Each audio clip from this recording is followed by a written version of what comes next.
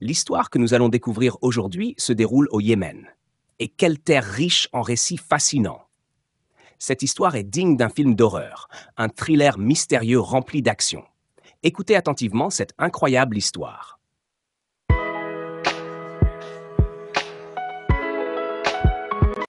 Nous sommes au Yémen en 2002. Ce pays, unique parmi tous les pays arabes, est souvent considéré comme le berceau des Arabes. Pourquoi? Parce que le Yémen est un pays où les tribus règnent en maître. Chaque tribu suit ses propres lois, coutumes et traditions sans vraiment tenir compte de l'État. L'autorité de l'État passe souvent au second plan dans ce système tribal. Pourtant, à cette époque, le gouvernement du président Ali Abdallah Saleh exerçait un certain contrôle sécuritaire. Mais, face aux tribus, les choses étaient différentes. Ces dernières possédaient des armes, des équipements et des hommes parfois plus puissants que l'armée yéménite elle-même. Pour cette raison, il n'était pas rare d'entendre des histoires de fugitifs venant des pays du Golfe, qui, après avoir causé des problèmes, fuyaient immédiatement vers le Yémen pour se réfugier auprès d'une tribu.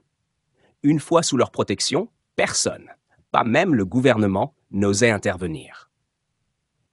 Ali Abdallah Saleh, conscient de cette réalité, jouait habilement avec les tribus, créant parfois des rivalités entre elles ou les impliquant dans des intrigues complexes pour maintenir un semblant de contrôle. Mais revenons à notre histoire de ce soir. À Sanaa, la capitale du Yémen, en 2003, vivait un homme nommé Al-Hajj Ali. C'était un millionnaire bien connu dans la ville, un homme dont l'activité principale était le commerce d'or. Depuis près de 40 ans, il gérait des boutiques d'or et possédait plusieurs succursales à travers Sanaa.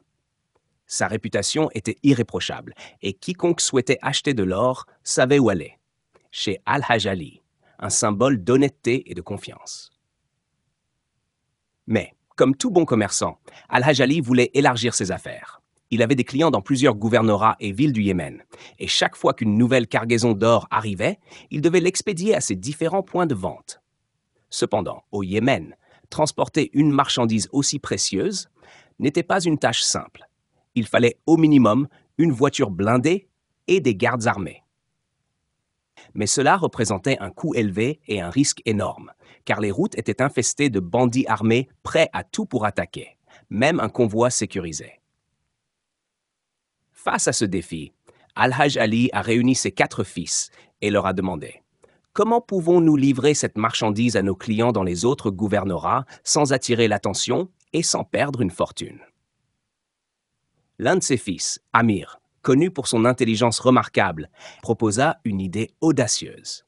Il lui dit: écoute, père, pourquoi ne pas acheter une vieille Peugeot? Ces voitures sont couramment utilisées comme taxis pour les trajets interurbains au Yémen. Nous pourrions confier la voiture à un mécanicien de confiance qui modifierait le châssis pour y intégrer un compartiment secret. Ensuite, nous reprendrions la route avec la voiture déguisée en simple taxi. Je conduirais avec 2 de mes frères et notre cousin Sam, un homme armé et habitué à manier les armes. Tu nous donnes quelques armes que nous cacherons dans le compartiment secret et nous transportons l'or discrètement en nous fondant dans le décor. Personne ne soupçonnera un taxi Peugeot, car même les bandits respectent ces véhicules qui transportent souvent des gens modestes vivant de leur métier. Convaincu par l'idée, Al-Hajj Ali donna son feu vert. Les jeunes hommes se rendirent sur le marché et achetèrent une vieille Peugeot. Ils négocièrent avec le vendeur qui leur céda la voiture. Ils veillèrent à ce qu'elle garde une apparence extérieure modeste, avec des bosses et des éraflures visibles. Cependant, ils remplacèrent le moteur, rendant la voiture bien plus performante qu'elle ne le paraissait. Ensuite, ils confièrent la voiture à un atelier où ils firent installer le compartiment secret sous le châssis.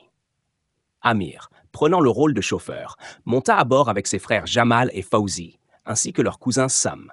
Ensemble, ils chargèrent le compartiment secret de la voiture avec de l'or d'une valeur de plusieurs millions. La voiture, malgré son apparence délabrée, était désormais un véritable coffre-fort roulant.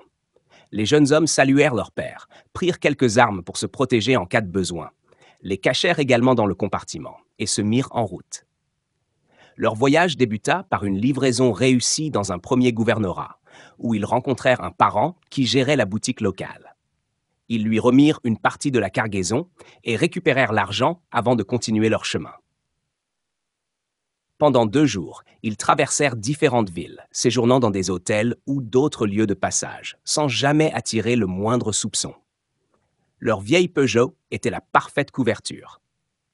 Les bandits, voyant le taxi délabré, ne s'imaginaient pas une seule seconde qu'ils transportaient une fortune. Finalement, il ne leur restait qu'une seule destination, un gouvernorat situé dans le sud du Yémen, à environ 400 kilomètres. Ils se dirent: il ne reste plus qu'un peu d'or. La situation est sous contrôle, l'argent est en sécurité, et il ne reste qu'à terminer ce dernier trajet avant de rentrer. Ils reprirent la route, mais à chaque checkpoint, ils répondaient calmement, disant simplement qu'ils étaient des chauffeurs de taxi, transportant des passagers d'une ville à une autre. Tout semblait normal. Cependant, parfois, certaines idées peuvent vous entraîner dans de gros ennuis. Leur cousin Sam, bien que robuste, un homme armé et un tireur d'élite, proposa une idée qui, au final, faillit détruire leur vie.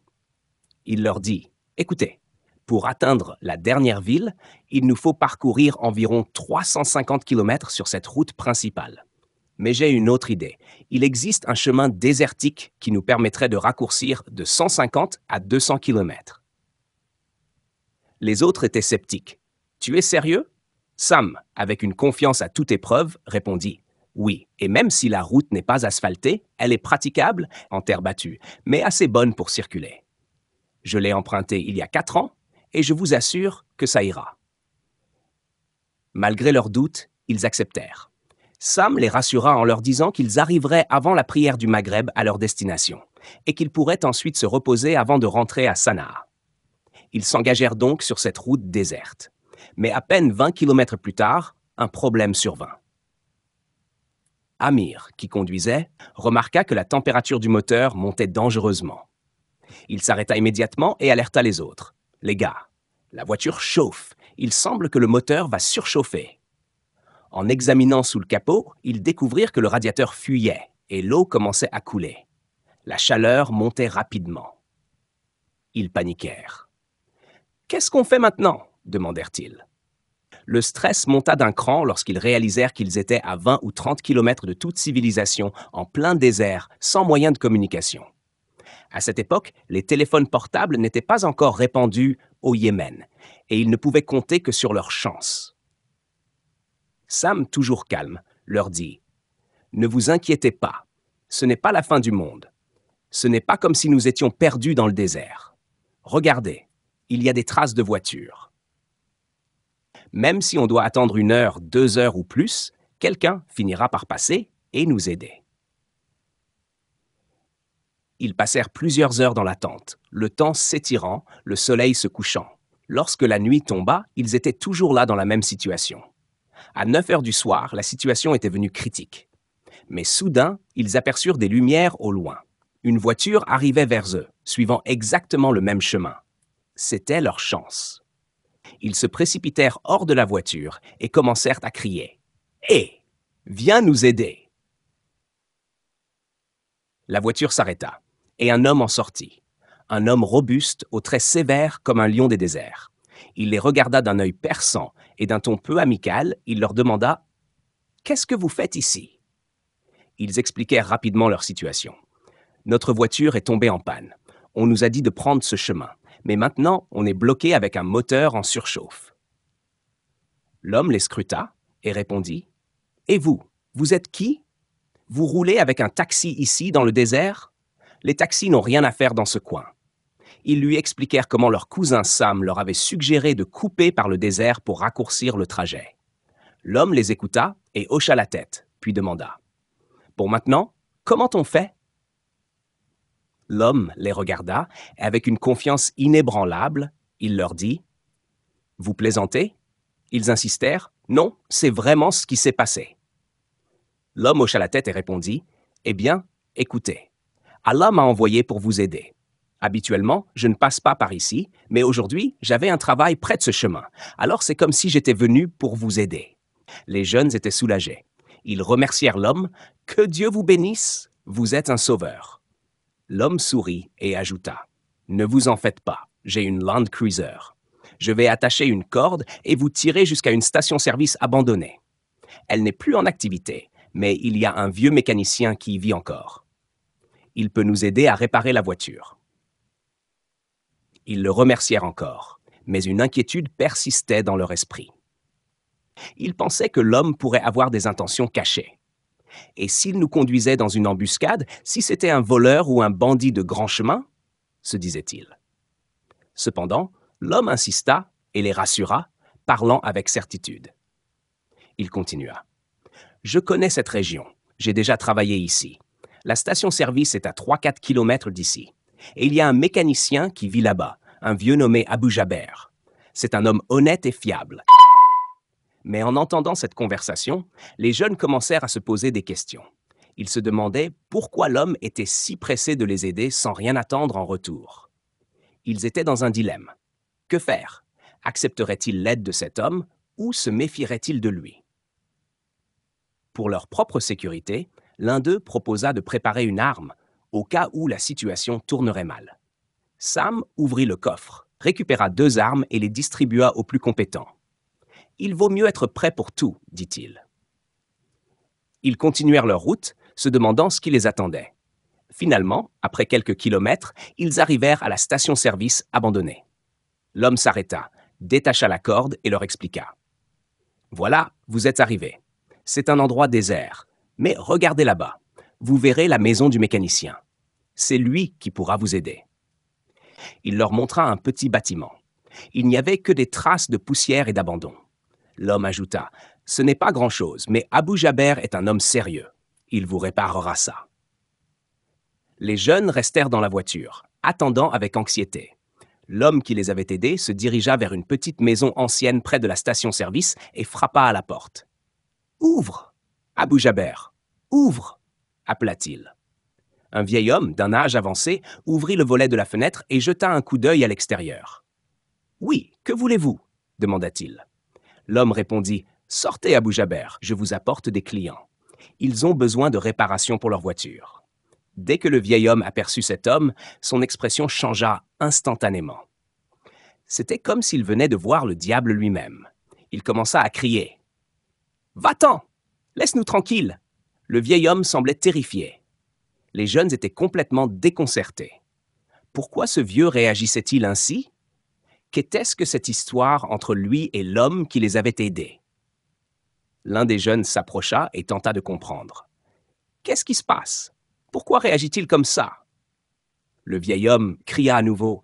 « Déguerpissez avant qu'il ne soit trop tard !» Il menaça de brûler la maison si l'homme et les jeunes ne s'en allaient pas.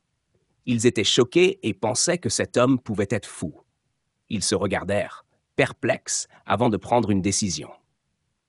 Ils approchèrent leur ami et lui dirent « Écoute, tu nous as bien aidés, mais là, on dirait qu'on est tombé sur un fou.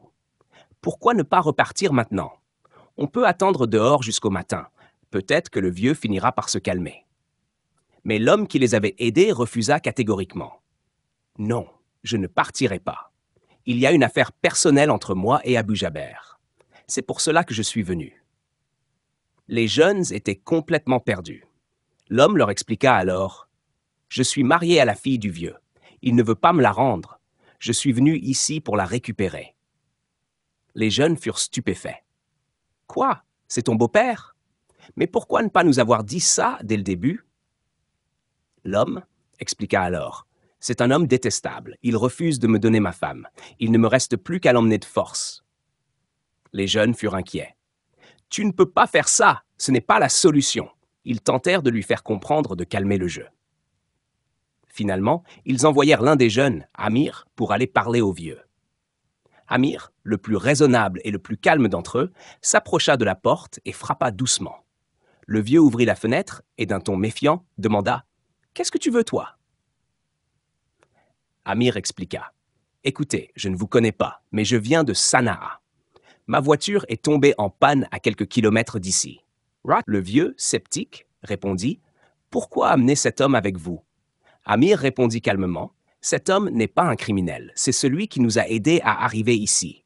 Il n'a fait que du bien. » Le vieux secoua la tête et insista « Non, cet homme est un criminel. C'est un voleur, un bandit. Il ne faut pas qu'il reste ici. Amir expliqua. Il n'est pas ce que vous croyez. Il est ici pour récupérer sa femme, votre fille. Le vieux, tout à coup, parut confus et répondit. Ma fille? Quelle fille? Il a répondu. Oui, c'est un menteur. Je jure que ma fille n'est pas mariée. Écoutez, tout le monde, c'est un menteur. Il est là pour tenter d'enlever ma fille. Par Dieu, cette situation me choque. Il a continué en disant que cet homme, venant d'un village voisin, est connu pour ses mauvaises actions. Cet homme est un voleur.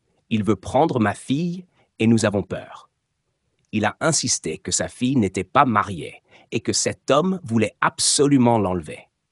Un autre homme, qui semblait plus calme, lui a répondu « Pourquoi fais-tu ça? Pourquoi mens-tu » Puis il a montré son arme, menaçant tout le groupe, affirmant qu'il n'avait qu'un seul objectif, prendre la jeune fille qu'il voulait, et il n'acceptera aucune opposition. Les autres étaient choqués par la situation. Ils savaient que cet homme était dangereux et qu'il ne reculerait devant rien. Les tensions montaient, mais ils ont tenté de réfléchir à un plan pour éviter plus de violence. Enfin, une altercation a éclaté, et dans la confusion, l'agresseur a été abattu. L'homme âgé, voyant ce qui venait de se passer, a pris peur et s'est réfugié à l'intérieur de la maison. Les jeunes, maintenant impliqués dans une situation tragique, ont dû prendre une décision difficile pour éviter que cela ne prenne une tournure encore plus dramatique. Ils ont décidé de cacher l'incident et de tenter de repartir discrètement, sachant que les conséquences pourraient être graves si la famille de l'agresseur apprenait ce qui s'était passé. Ils ont décidé de creuser un peu derrière la station-service, enterrant l'individu dans un trou d'environ 2 mètres de profondeur. Ils ont mis environ 2 heures à terminer cette tâche. Une fois cela fait, ils se sont dirigés vers le véhicule de Shaïf, pensant à le récupérer pour partir. Mais en cherchant les clés, ils se sont rendus compte qu'elles étaient introuvables. Après un moment de confusion, l'un d'eux se souvint que l'homme qu'ils avaient enterré avait pris les clés avant de mourir. Ils décidèrent alors de retourner sur leurs pas et de récupérer les clés, ce qui les obligea à revenir sur le lieu où ils avaient enterré Shaïf. Alors qu'ils étaient en train de discuter, ils entendirent une voix familière venant de la maison du vieil homme. C'était la fille de celui-ci, inquiète et tremblante, leur demandant des explications sur ce qui s'était passé. Elle leur expliqua qu'elle ne croyait pas à la mort de Shaïf, malgré les apparences. Elle leur demanda de confirmer s'ils avaient vraiment tué l'homme qu'elle pensait être son mari. Ils lui assurèrent qu'ils l'avaient tué en légitime défense. Elle les invita alors chez eux, et en entrant dans leur modeste maison, ils furent choqués par la pauvreté de la famille. Cela les fit réfléchir à leur propre situation et à la différence entre leur mode de vie et celui du vieil homme et de sa fille. La visite fut un moment de réflexion pour tous. Le vieil homme les invita à entrer, et une fois à l'intérieur, ils virent l'intérieur modeste de la maison. Les gens étaient très pauvres et vivaient dans des conditions très simples. Le sol était en béton, et il n'y avait presque aucun mobilier. Ils n'avaient qu'un petit matelas pour dormir. En entrant, ils furent tous choqués par la dureté de leur vie. Cela les amena à réfléchir profondément à leur propre situation. Ils avaient des maisons, des biens, une vie confortable, et pourtant, ils prenaient souvent ces choses pour acquises. Le vieil homme les remercia chaleureusement, les remerciant d'avoir débarrassé sa fille de l'individu qu'il considérait comme un danger. Cependant, il leur expliqua qu'il n'était pas heureux de la façon dont cela s'était passé. Ils sont allés avec lui et sont entrés dans une maison qui ressemblait à un sous-sol. Il y avait un escalier qui menait à une pièce souterraine. Dès qu'ils sont arrivés et ont ouvert la porte, ils ont été surpris de voir un jeune homme d'environ 19 ans attaché avec des chaînes métalliques. L'homme leur a dit « Ce jeune homme est mon fils ». Ils ont demandé, étonnés, « C'est vraiment ton fils ?» Il a répondu, « Oui, c'est mon fils. J'ai aussi une fille de 24 ans. » Ils ont répondu, « D'accord, nous te croyons. Il te ressemble vraiment. Mais pourquoi est-il attaché ici ?» L'homme a répondu, « L'histoire est longue. Laissez-moi vous expliquer. » Il leur a raconté que son frère était parti et qu'il travaillait dans un atelier avec l'aide de son fils. Sa fille s'occupait des tâches domestiques. Un jour, un homme nommé Shaïf est venu à l'atelier pour réparer son véhicule. Sa fille, qui ne savait pas qu'il était là, est sortie et l'a croisé. Il l'a vue, elle est retournée dans la maison, un peu gênée. Après cela, cet homme, qui avait l'habitude de boire de l'alcool, a commencé à insister pour que le vieil homme lui donne sa fille. Il a proposé de la prendre pour une nuit et de la ramener ensuite. Le vieil homme a refusé, lui expliquant qu'il ne pouvait pas lui donner sa fille, car il n'était pas dans une situation financière favorable. Quelques jours plus tard, cet homme est revenu et a commencé à tirer des balles sur leur maison en les menaçant. Ils ont dû fuir et se cacher dans le sous-sol. Le jeune homme, Jaber, voulait affronter l'intrus, mais son père et sa sœur l'ont empêché, craignant qu'il ne soit blessé. Ils ont donc décidé de le garder attaché pour sa sécurité. L'homme a expliqué qu'il avait agi ainsi pour protéger son fils. Il a ajouté « Je n'avais pas d'autre choix que d'agir ainsi, mais sachez que cet homme était dangereux. » Certains jeunes qui avaient entendu son histoire lui ont proposé leur aide, en lui expliquant qu'ils pouvaient l'aider grâce à leur relation et que sa fille était fiancée à l'un d'eux. Ils lui ont également proposé de faire travailler son fils chez eux. Le vieil homme, bien qu'hésitant au début, a accepté leur aide. Ils se sont ensuite rendus à la voiture de l'intrus, ont récupéré de l'argent et des objets précieux, puis ont enterré son corps. Sur le chemin vers une autre ville, ils ont été arrêtés à un poste de contrôle. Un policier les a reconnus, car il savait que la voiture appartenait à l'intrus. Le vieil homme a expliqué qu'il avait juste eu un problème avec son véhicule. Mais le policier, connaissant bien l'intrus, a commencé à poser des questions. Cela a entraîné une poursuite et des tirs de la part de la police. Finalement, ils ont réussi à s'échapper. Le vieil homme était inquiet, sachant que la situation allait devenir plus compliquée et que leur problème ne faisait que commencer. Abu Jaber les regardait et dit « Il semble que les problèmes vont empirer. » Ils lui demandèrent pourquoi. Il répondit « Appelez maintenant l'un des frères que vous avez tués, son nom est Shaïf. Il viendra sûrement et ça deviendra une grosse affaire. S'il nous tue tous dans la voiture, ça ne suffira peut-être même pas. » Ils lui demandèrent ce qu'il devait faire. Il dit « Écoutez-moi, où allez-vous?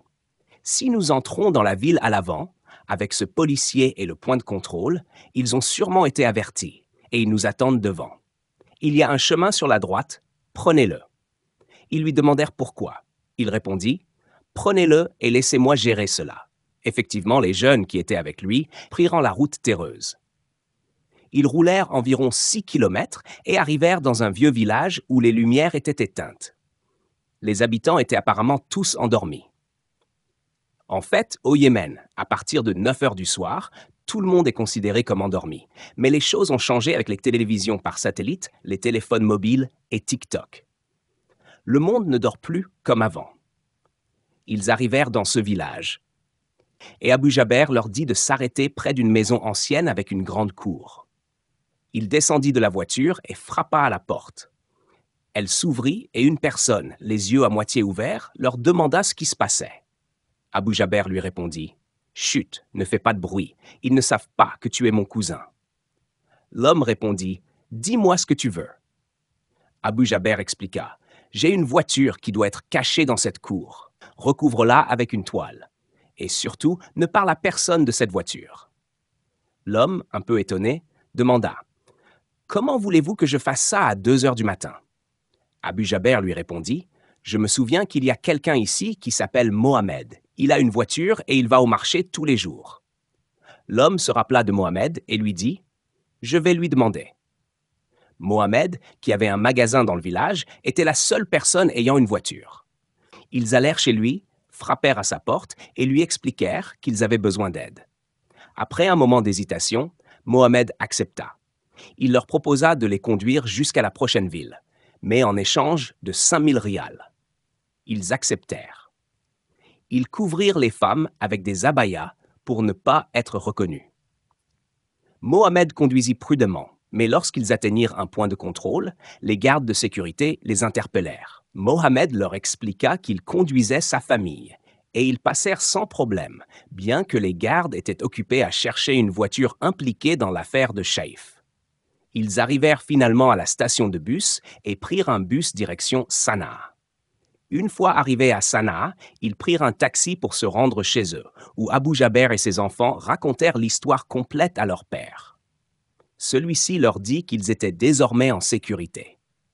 Peu après, l'affaire de Shaif éclata, et les autorités commencèrent à enquêter. Ils découvrirent que Shaif et ses frères avaient commis plusieurs crimes, et au final, ils furent arrêtés et jugés. L'histoire se termina avec l'arrestation des criminels et la réhabilitation de la famille d'Abu Jaber.